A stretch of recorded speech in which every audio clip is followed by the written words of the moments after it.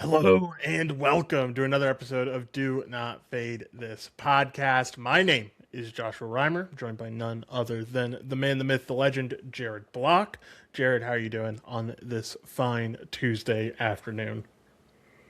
A smaller slate today. I think I can comfortably say, and as we get the elephant out of the, announce the elephant in the room right away, that the entire NBA slate and probably industry was fed up of what happened yesterday.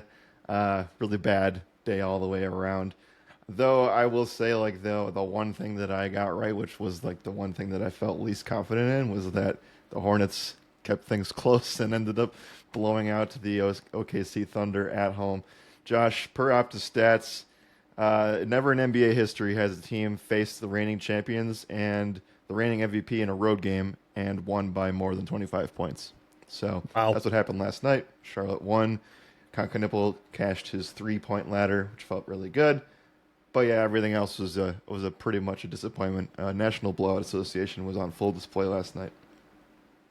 Yeah, pretty rough stuff. Really, just like I felt so dumb last night when I started recapping stuff, like just looking over everything and just thinking, God, I felt so confident coming out of the weekend, and it just blew up right in my face, and nothing went right yesterday. So that is what it is, and you're gonna have nights like that, and at the end of the day, it's more about moving forward and putting it in the past. Hopefully, we're able to do that with tonight's 6 game slate. Um, yeah, I got the Jalen Brown stuff right, which is bittersweet because I was right about Jalen Brown not being able to get there, but the optimizer was incredibly wrong about Jalen Brown getting there. So, on one hand, I'm happy. On one hand, the thing that I love and the thing that I put so much work into got a spot completely wrong. So, not sure how to feel about that. Like I said, bittersweet at the very least. All right, Jared, if you're ready, I'm ready. Let's get into today's slate. Stop recapping yesterday's slate and start talking about some injuries.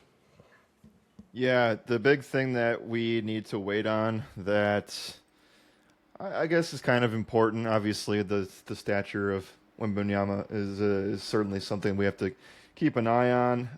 Vassell is still out for the Spurs, but Wemby is a game time decision. He'll likely be on a minutes limit anyway.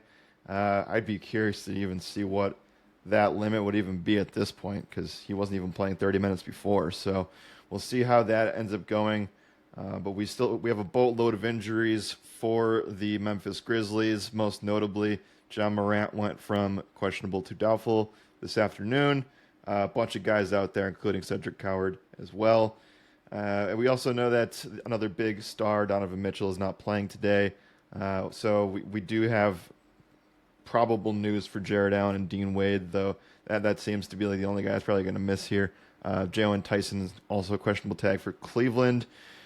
And then Anthony Edwards was a guy that the injury designation says that it was an injury maintenance thing. I don't feel comfortable saying that he's going to be out necessarily, but it doesn't sound good coming out relatively early on in the day. So I think if push comes to shove, I'm kind of viewing, or at least we should get ahead of trying to figure out who's going to do best without Edwards because I don't think he's going to end up playing in this one. So for me, that's kind of that. And then player coming back, Tyler Hero has played pretty religiously when he's available to play. He missed another good stretch of games compared to that first stretch.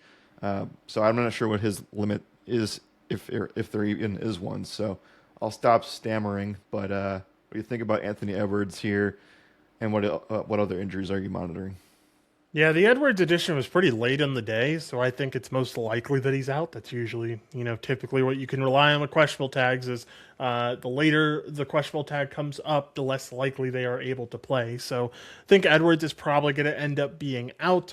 I think Tyler Hero shouldn't really have any limitations. I mean, it was a toe injury. It's not some. It's not like it's not an ankle. It's not an ankle injury. It's not a knee injury. It's not a shooting elbow injury. Like a toe injury shouldn't be all that bad for him. So I think he should be fully good to go. And then, yeah, I think you named everything. Herbert Jones is questionable. I don't know if you mentioned that one, but that feels like a pretty big deal for this Lakers team. Without Herb, I mean, what solid defender do you have to cover a guy like Luka or LeBron right now? I don't know if they do have someone like that. So Herb being in or out could make or break whether this is a Luka or LeBron slate. Right, I agree. I like both of them, so we'll get to that when I'm sure, like pretty much right away here. For sure. All right. Anything else here, Jared? If not, let's get over to top implied totals. Let's do it. Speaking of the Lakers, we start off with talking about them. They are the top of the NBA slate today when it comes to implied totals. They have a 125.25 implied total today. They are 5.5 point favorites over the Pelicans, like I mentioned, and the over under is set at 244.5. Yeah, like I said, Herb Jones feels like a big deal. Regardless, there are definitely some solid spots for this Lakers team. Pelicans are are one of the worst defenses in the NBA against the restricted area. They're a bottom five defense against above the break threes. Yep. They've been really allowing a lot of points to shooting guards. They've actually limited scoring to power point guards and power forwards. So interested to hear what you have to say about the Lakers as a whole. Yeah, I'm not sure if I really care about the recent struggles for point guards and power forwards. You do have Reeves out. You do have Rui out. We also know that Gabe Vincent is doubtful. The main story here is that like LeBron and Luka are just ripping things up. They're just doing extremely well in this stretch that Reeves has missed. If you look at like box score stuff and you look at LeBron compared to Luka, like I do think that you feel really good about what LeBron has done. He has scored 24 plus points in 6 of 7 games without Reeves this year. Luka, on the other hand, the consistency issues have been something that I've looked at a little bit over the course of the research process today. Not sure I like really care that much. Like, yeah, do I wish that it was more consistent? Sure, but I do think that a lot of these markets are just like sky high, like 50. Anytime a superstar is projected to go like 53 PRA, it's obviously extremely hard to hit that consistently. So, with that said, I do think that both of these guys profile really well. It might come down to a final straw situation with the Herb Jones stuff, because I do think that both guys profile extremely well here. LeBron over the last 30 days is actually a top 10 restricted area scorer, and you're seeing that in the wake of this Reeves stuff. So since he's been out, LeBron's been extremely aggressive and he's getting to the rim, and you're starting to see that take shape when you're looking at zone scoring. So I do like the spot for him in that regard. And then for the Lucas stuff, like it's a really good peripheral stat situation for him. He should have the chance to get a lot of rebounds today, a lot of potential assists as well. And then on top of it, the 3-point scoring spot's one of the best on the card. So I do think that Luka, while he's slumped a little bit, like he's not shooting tremendously well from above the break right now, he's still averaging 10 attempts per game, making just under 3 of them. So this could be the matchup that turns things around for him. I understand both markets are going to be very high in regards to player prop over-unders, but I do think you can trust in both of them. How do you think? So I broke down the spot. It's very good for both of them. I tend to side with like believing in that rather than the Pelicans doing well against those two positions right now. Yeah, I would tend to agree that I think someone ends up coming out on top. I also question that like we see the Pelicans. I wonder how Pelicans have done against star point guards and star power forwards, right? Like, they allowed 28 points to Jalen Brunson. They haven't allowed a lot. They haven't faced a lot of good point guards as I'm looking through it right now. I'd Yeah. also be curious about like how much of that is blowout factor when they do face those good point guards. How much of the time has this team just been completely blown out? And now that this Pelicans team is looking a lot better, plus the Lakers aren't looking all that bad, or aren't looking all that great, I guess I should say. This should be like a close game. Vegas is saying 5.5 point spread. So like they're saying this is going to be a close game. We know how bad this Pelicans defense is. We know how much of a pace up spot this is. It's hard to ignore that these two stars are just going to have bad days here. Yep, I agree. Recent games, Heat blew out the Pelicans. Blazers were pretty close to blowing out the Pelicans. The Bulls ended up winning by more than 15 points against the Pelicans. Close game against Jalen Brunson and the Knicks. Yeah, there's not many. And then the Cavs blew them out too. So yeah, there's a lot of situations where you're getting mixed data. So again, I would tend to lean into the Luka LeBron stuff, and the cherry on top is probably just waiting for the Jones news, which you can wait as long as you want, I guess. But I think I'm just attacking both of these guys. Yeah, if you are going to wait on the Herb news and he does end up getting ruled in, I think it makes it a better spot for LeBron. I think Herb would end up moving over to Luca. You'd see everyone else shift down a defender. So I would expect Herb to be the ball hand or ball stopper and kind of focus on Luca for most of the game. Would automatically make that a better spot for LeBron overall. All right. Anything else here, Jared? If not, let's move on to this next team. Yeah, any just a final note here. Any additional things you want to say about Jake LaRavia in this stint where Reeves and Rui have been out? He's got 20 points in back-to-back games here. Yeah, dude is hooping. I think you should also. It's also important to mention that like it was Memphis in back-to-back games, a team Yeah, that revenge narrative both yeah, games. good revenge narrative in both games. Can't knock that. But this is another like decent spot for him, especially, he took 10 threes in his last game. If he continues to be that above the breaks three shooter for them, I can definitely see him having a good one. So, yeah, certainly don't mind attacking Laravia as a secondary piece for this Lakers team. Also, don't mind targeting Marcus Smart as well. I know he had a bad last game, but the game before that, he really showed out and was kind of contributing in all facets. That's where this Pelicans team is really bad against the shooting guard position. Over the last 7 games, they've allowed the most points, 12th most rebounds, and second most assists to that shooting guard position. It could be a spot where Marcus Smart gets up and does some good stuff here. So definitely don't mind Smart. Yep. Just again, I want to touch on this. LeBron has scored 24 plus points in 6 of 7 games without Reeves, and a lot of that is due to really, really strong restricted area scoring. So should grade out well tonight. For sure. All right. Let's move on to this next team, which is going to be the San Antonio Spurs. They have a 124 implied total here. 6.5-point favorites against the Grizzlies. Over under is set at 238.5. Like you said before, we are kind of waiting on this Wemby news right now. So I think the last thing I saw was like true game time decision. So we'll see if he ends up playing this one. Feels a little wishy-washy. I don't know why you'd really trot him out there for Memphis, but they're going to do what they're going to do. Give me your thoughts. What do you think? What do you like about San Antonio tonight? Yeah, I think this is an interesting spot. It's technically a pace-up game against Memphis. Grizzlies have been a middling defensive team lately. We know that they're allowing a lot of above-the-break threes per game. It's not like a super strong spot when you don't have your best three-point shooter in Devin Vassell, though I still think that guys like Julian Champagny, De'Aaron Fox, they can contribute here from above the break. Champagny's really been kind of just doing very, very well in the Vassell being out stint here. So that's somebody I'd take a closer look on as a secondary kind of play. Though, Wemby being in could disrupt some of these recent trends. So I guess we'll see how that goes. Castle's been an assist machine lately. And I do think that continues today. 7+ assists in 6 straight games. I find it hard to, feel very good about Luke Cornett and Keldon Johnson, some of these peripheral guys, when Wemby is a game time call. So I'll stick with the 3-point shooters. I'll stick with the Castle assist stuff. Is it a top 3 offensive situation? Not sure. Yeah, not sure either. At least until you get that Wemby news, right? Like that feels so important to this offense because without Wemby, it feels like a lot of stuff opens up. The Champagny spot's really solid. Like you said, 3 straight starts. We've seen him take double-digit shots in all of those starts and double-digit threes in 2 out of those 3 starts. He took 9 in another one. I really like the Champagny spot if he ends up getting a spot without Wemby.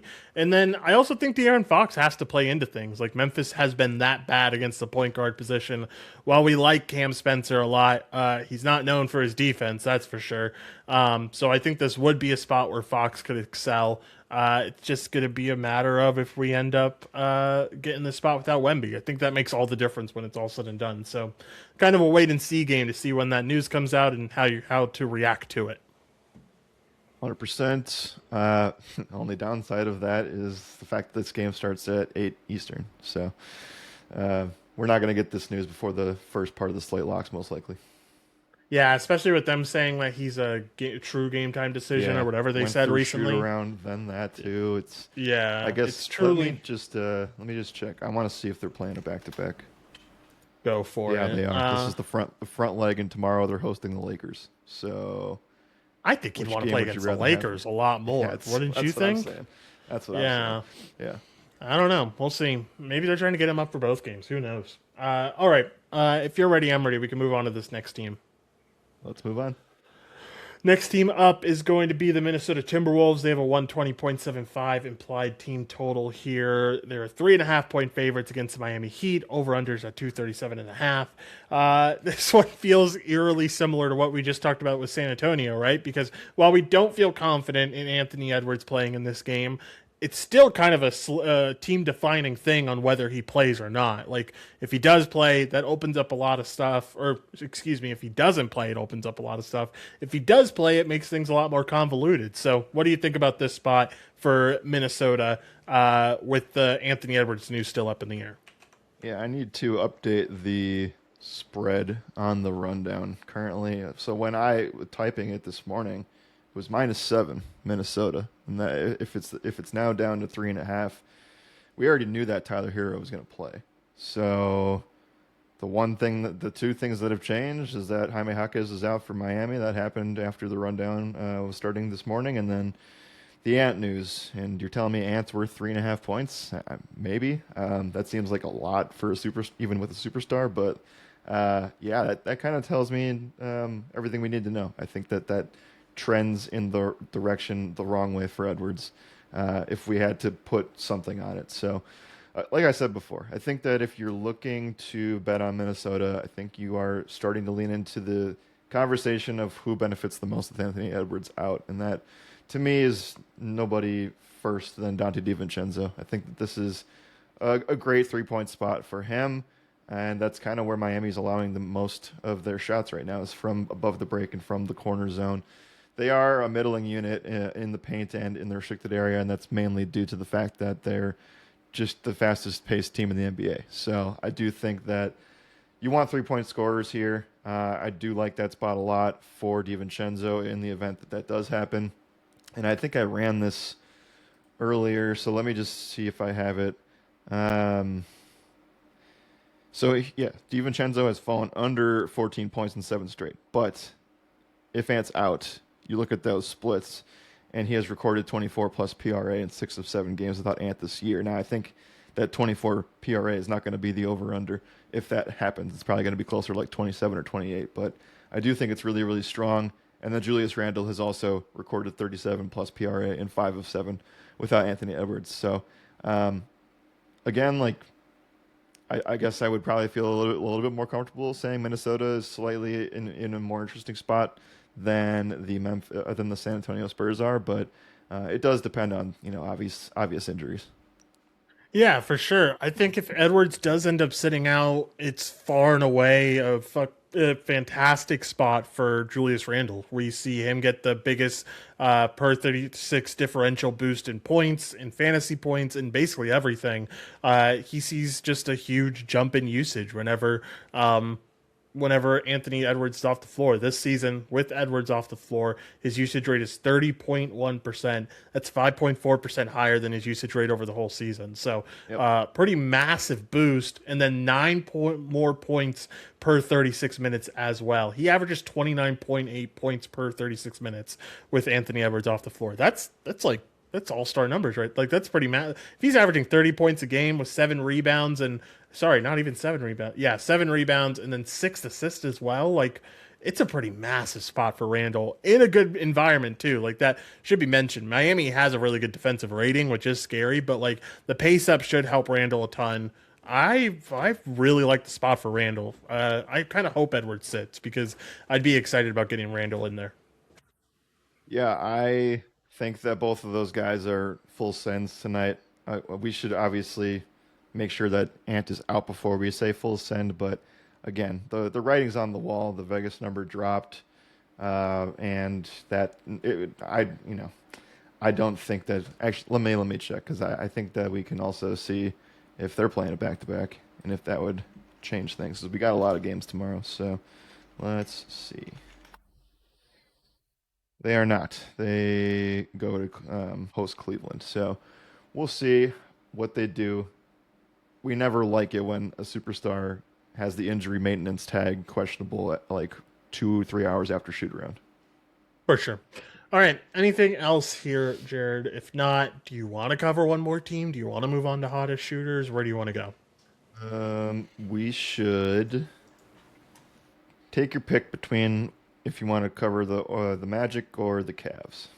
I want to cover the Cavs. I want to cover the Cavs because I'm really curious to see where your thoughts lie because you covered this. I mean, you covered all the games today. Just to be completely transparent, I'm just kind of being on the podcast with you today. But let's talk about the Cavs because they are the fourth highest implied total team. They're at 120.5 for their implied total. They're 6.5 point favorites. Over unders at 236.5 here.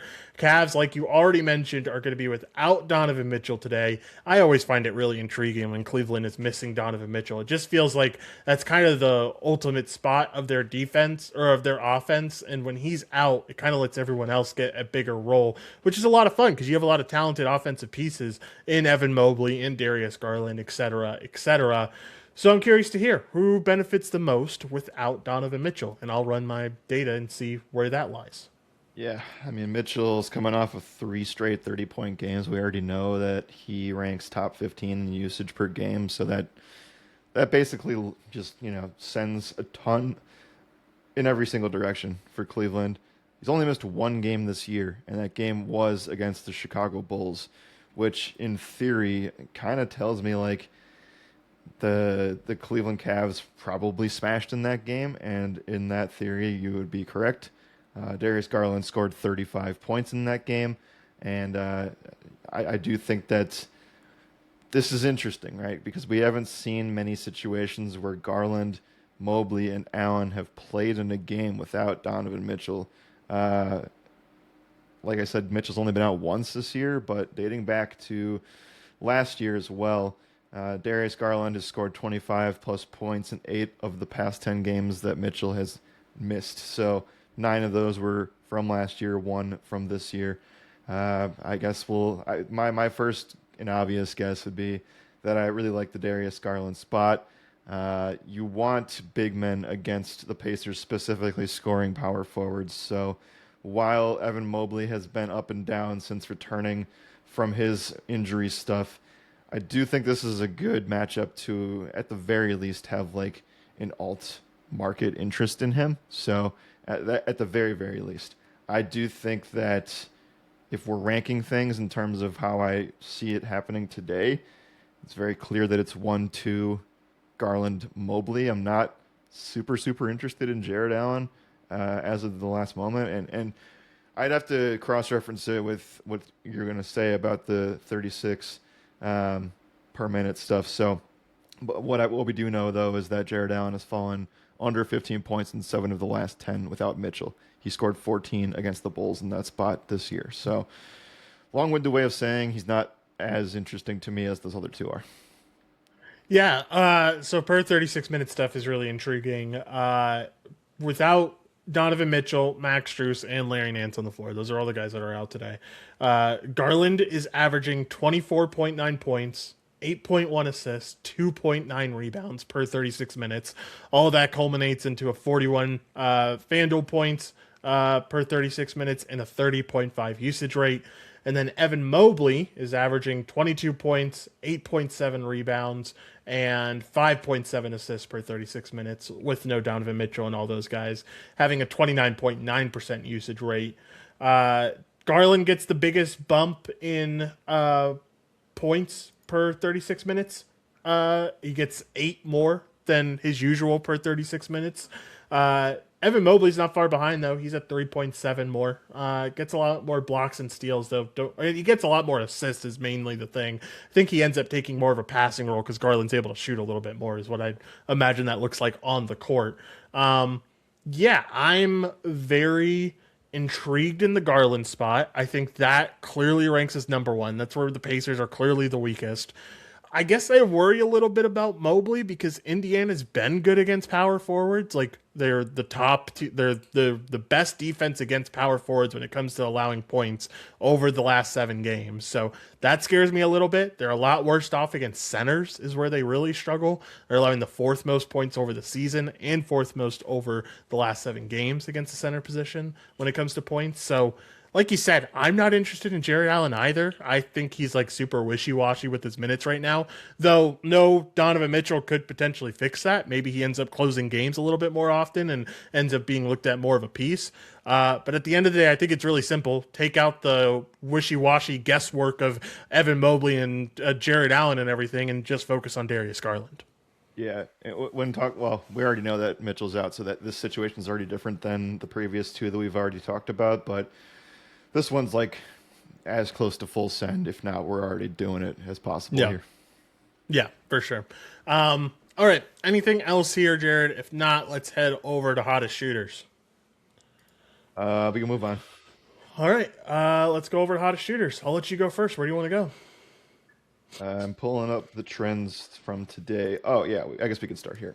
Since we didn't get to talk about it, I do think it's a good opportunity to start this conversation with Paulo Banchero. He's recorded 43 plus PRA in 4 straight games. He's way clear of that minutes restriction, and now that Suggs and Franz have been out, he's been able to take this whole usage stuff to another level. I do like the spot against Washington. Covered the Prize Picks taco this morning. Kind of feels like a smash. Yeah, for sure. Can certainly get behind that. Want to mention Andrew Nemhard here because this is a Yeah. Cleveland team that's been really struggling against the point guard position, and Nemhard has been getting a little bit more consistent, is what we're seeing. 5 out of the last 7 games. 5 out of the last 6. Geez. He's had 30 plus PRA. His line set at 28 and a half. I like the Nemhard upside. He has had some pretty big games against Cleveland in the past, too.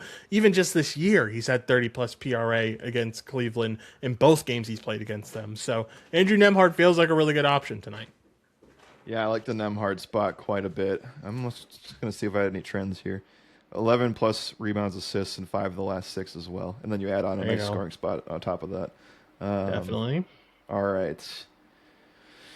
Let's see. Yeah, we can bring him up. Not sure how much we'll talk about this late game. I do think that it's an interesting spot for Dallas, considering PJ Washington is doubtful and likely not going to play here. That brings me to a couple guys. I think that Najee Marshall can do well here in his absence. He's scored 15 points in 5 of 6 games without Washington this year. And then on top of that, I think this is a really nice spot for Max Christie from three. Not sure if we'll mention it again here, but he would also benefit from the Washington being out kind of thing, just because they got to fill bodies there. 21 plus PRA for Christie in 5 straight games. He's back on it from what seemed to be a struggling stint. For sure. Um, I don't really have anything else to be completely honest with you. I'm pretty tapped on this one. So if you got anything, feel free to let it loose. Yeah, I got one more. We already talked about this, but the LeBron stuff comes back into play here with the point scoring without Reeves. But the guy I wanted to focus on is on the other side of that game. It is Trey Murphy, who has hit 3 plus 3 pointers in 4 straight games. He's also taken 9 3 pointers in 4 straight games too. So and I'm not saying Jones is going to take those shots, but this is a situation where while the Lakers have kind of fixed their above the break defense to a certain degree, they're still allowing the third most or the third highest field goal percentage from above the break three shooters. So I do think this is a spot where you got to buy into the Murphy stuff a little bit more. For sure. Can certainly get behind that. All right. If you're ready, I'm ready. We can head over to round table. Let's do it. For those who don't know how it works, Jared and I list off some of our top plays from each statistical category. That's points, rebounds, and assists. We always start out with points. So, Jared, I'll let you take the reins here. Where do you want to go? Yeah, I think I'm gonna buy into, or I'm gonna attempt to buy into. Let's see. I think I'm just gonna take the obvious one and go with Darren Fox. I think that that's A spot that I'm monitoring, though, it probably would not, like, we'd probably stay away from it from an alt standpoint for the podcast purpose. The Memphis Grizzlies have allowed the most points to point guards this year, as well as the most in over the last 7 games. So I'm gonna go buy into the Fox stuff. Like I mentioned before, he and Champagny would be the team leaders from above the break against Memphis. Can definitely get behind that. I am going to go over to a spot that I don't think anyone's going to talk about today. I want to talk about Trey Johnson here, though, a little bit for Washington. For those who don't know, starts out as a shooting guard position for them. And it's a really good spot because 74% of shooting guards that have faced off against the Orlando Magic over the last 10 games have cashed their points line. Also, over the last 5 games, 100% of shooting guards have cashed their points line.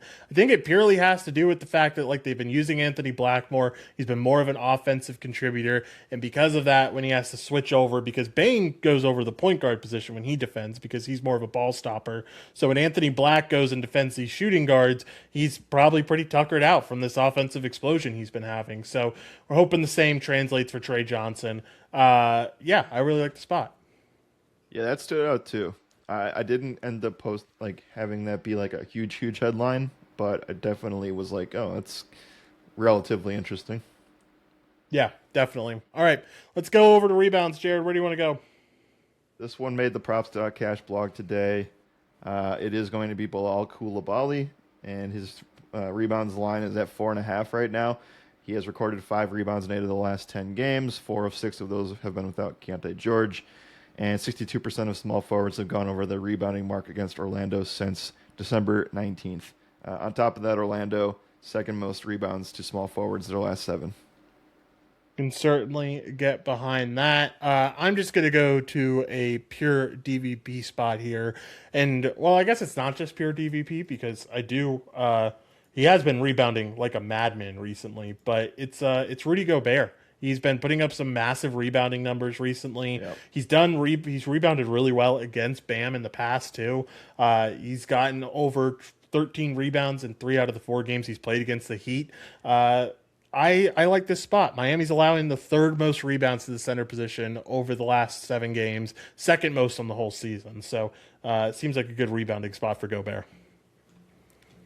Finally, on the assist train, lots of good assist stuff for guards in the late part of the slate. So I think we can name quite a few of them. But I do think it starts with Luka. I think this is a double-digit assist kind of night for him. I did mention that he's in a great 3-point spot. Let's just play the caveat, like what happens if Jones is in and takes Luka? Lots of assist opportunities probably happen because of that.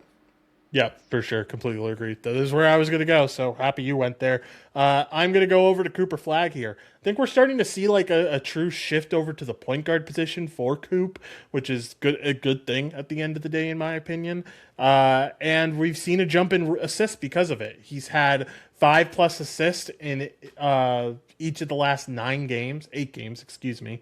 And we've seen some really good stuff from him. So I like the Cooper Flag assist spot. I don't mind it. I would rather take it at 4.5 than 5.5. 5.5 is plus money, but 4.5 you're going to pay a little bit of juice. But I feel really good about the spot. Yep, I like that too. Let me see if I don't know if I had it from a rebound standpoint or an assist standpoint. So I'm gonna go check to see if that makes my list too. Yeah, 12 plus rebounds, assists, and 8 of the last 11. Yeah, for sure. Can certainly get behind that. All right, Jared, if you're ready, I'm ready. Let's head over to 2 minds are better than one. Let's do it. For those who don't know how it works, Jared and I go back and forth, each of us selecting 2 player props each, and put it all together for a little parlay. We do it over on DraftKings Sportsbook, but you can do it anywhere that you find these odds. Last night, or our goal is to get the total odds for the parlay to around plus 100 to plus 150. Last night, we ended up cashing really well. I was a little bit worried about taking Con Knipple threes just because I feel like we've done threes a lot on the podcast parlay. I've done them a lot, I guess, and it never seems to work out. So was a little bit scared there, especially taking it minus 160. But it worked out perfectly. Everyone else made it really easy on us, and Khan got the job done. So happy to see a plus 140 end up cashing for us last night. Jared, let's hope to do it again tonight. I'll let you go first. Where do you want to go? Yeah, Khan really made me look like not as much of an idiot. We were one. Yeah, I was the only or- one who looked like a true idiot. Yeah, if he did not come through, it would have made me look extremely dumb. Especially on shout out Ariel, Prop Queen stream. I talked about Derek White being one of the best 3-point Oh spots. no, Dude shot 1 for 10 from 3 last night. So Love yeah, that. that's how that night went. I will start. We're gonna go right back to it. But we don't have to go to threes, or we don't have to go to 3 threes. We can go to 2 if we want. I'm going full in on buying into whatever's going on with Trey Murphy right now. He has never had a streak of 4+ games this year with 9+ 3-point attempts, and I think he's just got the green light in this situation. The spot, wish it was better, but I still think the consistency from this, like he took 15 threes in his last game. Now again, that was against Miami, different kind of situation, but I do like the fact that he's taking 9+, and he's made 3+ in 4 straight. So we can go with 2 threes for Trey Murphy here. let's go with 2 threes for Trey Murphy. Really like that spot. I'm going over to this Orlando and Washington game. Are you at all? I guess before I make my pick, are you at all shocked that Washington's only 7.5-point underdog here? Not really, and it's because I saw CJ McCollum quote tweet a post about Washington and OKC being in similar situations. Let me go find it. He was Excuse me. trolling. He was Okay. trolling, but Yahoo Sports posted OKC and Washington have the same record over their last 11 games. They're both Nice. 6-5, and Solid. CJ McCollum quote tweeted that with a laugher emoji. So That's really funny. all that aside, Washington's kind of just playing a little bit better. Like their defensive rating is Yeah. still going to be in the gutter, but if you're looking at like recent DVP stuff, like it's harder to target them. So Yeah. maybe that is why Prize Picks gave Paulo Banchero the taco this morning. Tends to be situations that are a bit tougher on paper, but yeah, I'm not super surprised. And you know, it kind of does make sense. They're on the road. They don't have Suggs and Franz. I guess I can buy into it. Yeah, definitely all makes sense. Regardless, I'm going back to I didn't even know the taco was Paulo. Called me out of the loop today. Had some personal stuff going on that made it so I was out of the loop. So, but I'm going right to this spot. I love the Banchero spot. I love the consistency he's shown. He really showed up for me. I think it was Sunday that I ended up talking about him as like one of the best afternoon plays of the day, and was really worried after the first quarter. And then he just had like 9 rebounds in the first half, which was insane. But yeah, I really like what he's been putting on the table compared to what he was doing beforehand, which was really shitty stuff. But Paulo looks like he's starting to get back into it. So give me Banchero for 35+ PRA. Right. I'm taking the obvious hammer because I think we'd be shooting ourselves in the foot if we did not do this. We're going to go with Garland points. I'm down for whatever makes sense. I know, like, this is just a completely different situation, so don't even look at the last, like, 10 games. I do think that when Mitchell is out, you just target this and you hammer it. I would say the over-under is sitting at 24.5, or at least it was this morning. I'm cool with 20 and combine into whatever else you want to do. Let's do perfect. Let's do 20. Or are you cool with doing 18? Yeah, I mean, he's hit 18. You think that's too and low? He's played in the last 10 games he's played without Mitchell dating back to last November. He's hit 20 in 9 of the 10. All right. So Let's hit 20 then. I'm fine with taking a little bit higher odds. I was just going to take Cooper Flag for 3+ assists. This is like a heavily juiced line, but like we just talked about the Flag assist spot. I think that is starting to be like more of his role is to just really passing. And he's hitting this rookie wall, which just means even more passing for him. He's shooting the ball a lot less. And I think he'll continue to do that. So Cooper Flag for 3+ assists. Altogether, we have Trey Murphy for 2+ 3-pointers made, Paulo Banchero for 35+ PRA, Darius Garland for 20+ points, Cooper Flag for 3+ assists. Altogether, that gets you at plus 131. If you want a little bit more juice on it, want it a little bit safer, if you put Garland for 18+ points, I think it's like plus 111 or somewhere around there. But I think we feel confident in Garland for 20+. I mean, we both really like the spot, so I fully buy into it for sure. All right, Jared, we have let me update the injury page that I have up, but I don't think we got updates on Wemby, Edwards, or Herb. Yeah, no updates anywhere, no updates on Ja or anything. So we are still in a wait and see mode for some of these guys. Give me your final thoughts. Yeah, that's kind of what this slate revolves around, right? It's waiting for Anthony Edwards news. It's waiting for Wemby. Though I do think that the more likely situation is that Ant sits and San Antonio might rule Wemby out and play the Lakers tomorrow. Even if Wemby plays today, he probably doesn't play more than 20 minutes, and you kind of have to fade San Antonio as a whole because that just gets really, really messy. So that's kind of where I lean right now. It's a clear smash spot for some of these Cavs. We broke that down. So if you missed it early on in the show, you can go back and listen to it once we're done recording. And then I do think it's a strong spot for the Lakers, who are kind of like the headline. We haven't talked about outside of the flag stuff much about the last game, but I think that Anthony Davis is in a really, really good scoring spot and can, he has double-digit rebound upside any single night. But going up against Maxime, like I think that, or Maxime, or however you say his first name, I just think that that's an absolute smash spot for Davis. I also didn't bring it up, but I was intrigued about Russell Westbrook rebounds. That's something that stood out to me. Dallas is allowing like point guards to go on this ridiculous tear for peripherals recently, and I'll pass it to you, but I want to look into that and see if I can find anything to give to close the show out with that. Yeah, for sure. We're in this part of the NBA schedule where a lot of teams are playing back to back. So keep that in mind. I know we kind of covered on some of those teams that are playing, but we have a 12 game slate tomorrow. So, like, and I think it's like 4 games and then another big Friday slate too. So, essentially the NBA has to make up for that time missed over NBA Cup time and Christmas and all that jazz. So a lot of not true makeup games, but kind of makeup games being played out right now. Just keep that in mind when we have back to backs, when we have injuries that we're keeping track of, and all that jazz.